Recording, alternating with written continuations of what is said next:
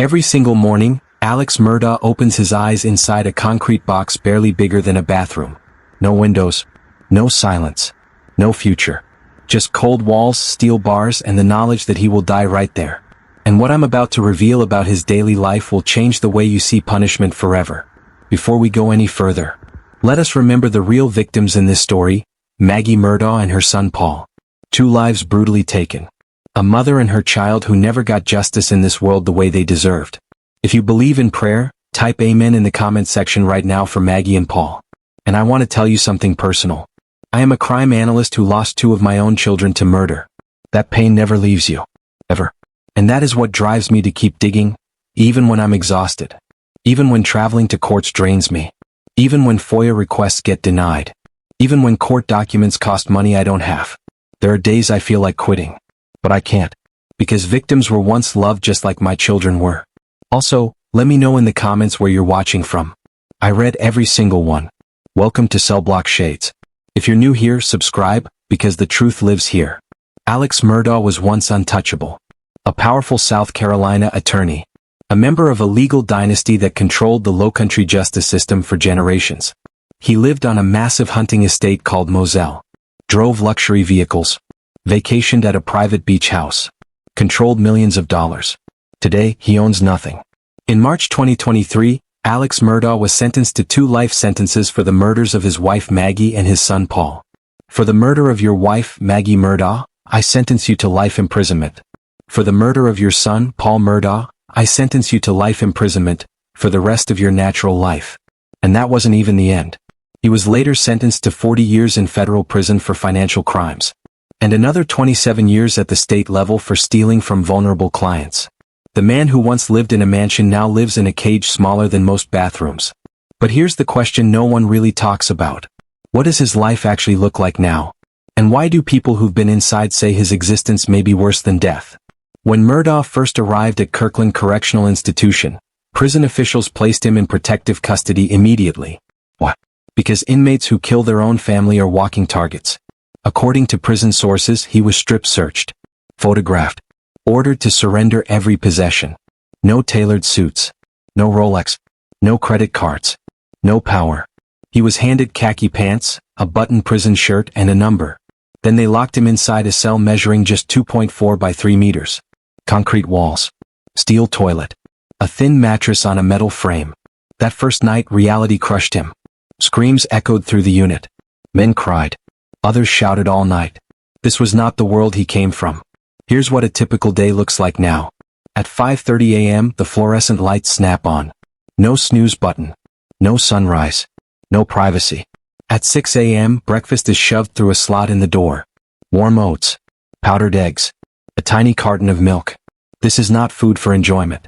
It's food for survival. At noon, lunch. At 5 p.m., dinner. At 10 p.m., lights out. Every single day. The same routine. Forever. He spends 23 hours a day locked inside his cell. For 1 hour, he's allowed into a tiny concrete recreation cage. No grass. No trees. No benches. Just sky and walls. A former inmate revealed something disturbing. Murdaugh paced the same 100 steps for 7 hours straight talking to himself. That's what isolation does to the human mind. But the worst part? Even prison wasn't enough control for him. In August 2023, just 5 months into his sentence, Murdaugh was caught breaking prison rules. He secretly participated in a documentary. He convinced another inmate to give him his personal phone PIN so he could make unauthorized calls. Every inmate has a unique monitored phone code. Murdaugh abused it. Prison officials charged him with abuse of privilege, unauthorized phone access. This is what desperation looks like. Even in a cage, he was still trying to manipulate the system. And this is why some inmates say, death would have been easier. Because what Murdaugh is living now isn't life. It's a slow psychological burial. By using another inmate's PIN code, Murdaugh tried to make unauthorized calls to his attorney, Dick Harpootlian, to secretly pass messages and shape press narratives for a documentary. On June 10, 2023, prison officials intercepted one of those calls. What they heard stunned them. Murdaugh was calmly reading from his personal journal, sharing his private thoughts, his version of events, and his emotional state about the murders.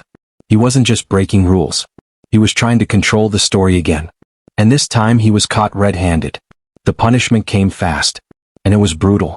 He lost all phone privileges for 30 days. His commissary access was suspended for 30 days. And his tablet was confiscated completely. To an outsider that may not sound like much. But in prison those privileges are life itself. The phone is your only link to the outside world. The commissary is how you buy soap, snacks, coffee, deodorant, and toothpaste. The tablet is your only source of reading, limited entertainment, and mental escape. For 30 days in total isolation, Murdaugh had none of it. He couldn't call his surviving son Buster. He couldn't buy chocolate bars to break the misery of prison meals. He couldn't distract himself from his own thoughts. He was left alone with nothing but memory. Memory of what he did. Memory of what he destroyed. Memory of the life he would never get back. But that punishment exposed something far darker.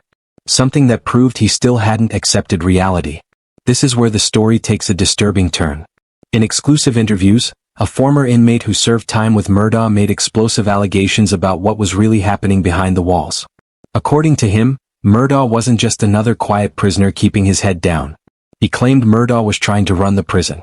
The source alleged that Murdaugh was involved in smuggling operations, arranging for contraband to be brought into the facility. Drugs. Cell phones. Unauthorized items. The former inmate claimed Murdaugh still had access to hidden money that had never been seized. And that money was allegedly being used to pay off corrupt correctional officers. At first, it sounded unbelievable. Until July 2024. That's when a South Carolina grand jury indicted 5 correctional officers at McCormick Correctional Institution for corruption, conspiring to smuggle drugs and phones into a high-security prison. The former inmate later stated he personally witnessed parts of that smuggling network. If even part of this is true, it means Murdaugh was trying to recreate a version of his old life behind bars. Using money, manipulation, influence, trying to feel powerful again. But psychologically it proves something tragic. He cannot accept his new reality. He is still chasing control. Still trying to be important. Still trying to dominate a system where he is nothing more than convicted inmate #. And it doesn't stop there. In August 2024, prison sources revealed how Murdaugh now spends his time. And it's both fascinating and heartbreaking. When allowed into recreation with other inmates, Murdaugh plays chess. Think about that. A former high-powered attorney who once argued complex cases in courtrooms, now sitting at a plastic table, moving worn, stained chess pieces across a scratched board, across from other convicted murderers. It's his way of trying to feel intellectually alive. Trying to simulate the mental stimulation he once got from the law. But the contrast is devastating. No leather chairs. No mahogany tables. No legal briefs. No power. Just plastic, concrete, and bars. He also took a prison job. Paid a few cents an hour. For a man who once earned hundreds of thousands of dollars a year. That prison paycheck is another daily humiliation. Another reminder of how far he fell. And here's the real psychological torture. He is forced to live with the ghost of who he used to be. Every single day, he remembers the mansion, the land, the prestige, the respect.